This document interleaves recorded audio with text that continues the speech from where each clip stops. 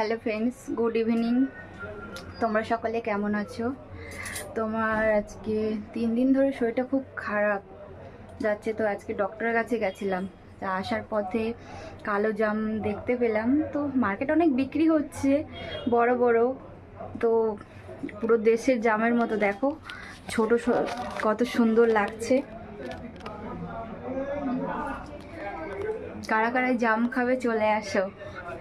তো এখনো যাদের জাম খাওয়া হয়নি, কাদের কাদের জাম খাওয়া হয়নি কমেন্ট করে আমাকে জানিও। আমি তো এক পিস খেয়ে দেখছি, সত্যি খুবই সুন্দর লাগছে। এই মোটা মোটা মতো কষ কষ মতো নেই, একদম পুরো